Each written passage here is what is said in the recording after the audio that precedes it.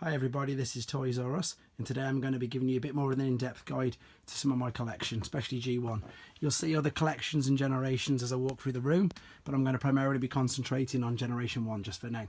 So, here's bookcase number 1. I'm going to come into more detail there. As you can see, I've got a couple of Thundercrackers, both a mint and seal box. We've got a standard American Hasbro and then a Mexican one there. I've also got next to that a Mexican Jumpstarter top spin. If I pan out as well, you'll see that I've got pretty much 2 or more of every single figure. So there's Optimus Prime, your Megatron, your Shockwave. You'll notice there's a little car, that's Bumble Jumper, but I'll do a bit more of a review on him at another time. I've also got, as I say, 2 of the other variants as well. So as I say, we've got 2 Blue Streaks there, 2 Bumblebees, the red and the yellow releases.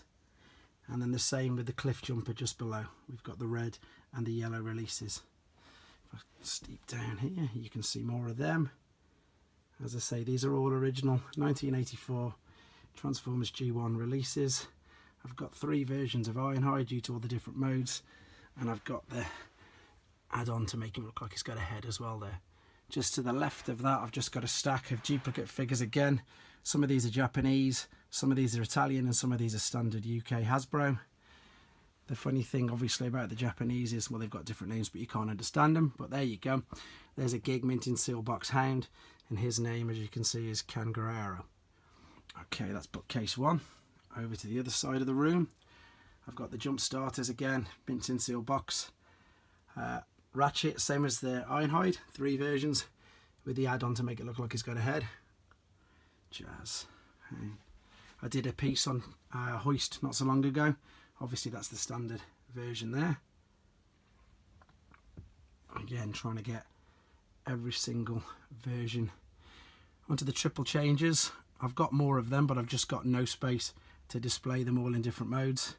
And there's the Power Dashes as well in the middle. They were mail away exclusives. Okay, moving on to the Decepticon bookcase. Again, all different versions of the figures.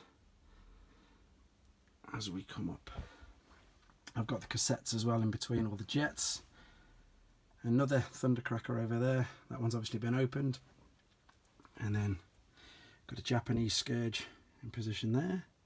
And then all 3 Insecticons mint in seal box as well. Okay, over to some of the shelves. I've got carded Bumblebee and a Throttlebot there. Moving over, boxed Japanese Blaster behind there, another Throttlebot, the Japanese version, and some Japanese and some English USA carded figures. I've got Punch and Counter Punch, so I've got him in his Autobot form there. In the middle's Monstructor, and then over towards the Decepticon side, there he is in his Decepticon form. Box Soundwave, box Japanese Overkill there as well. Okay, moving down. Swoop, 2 of them.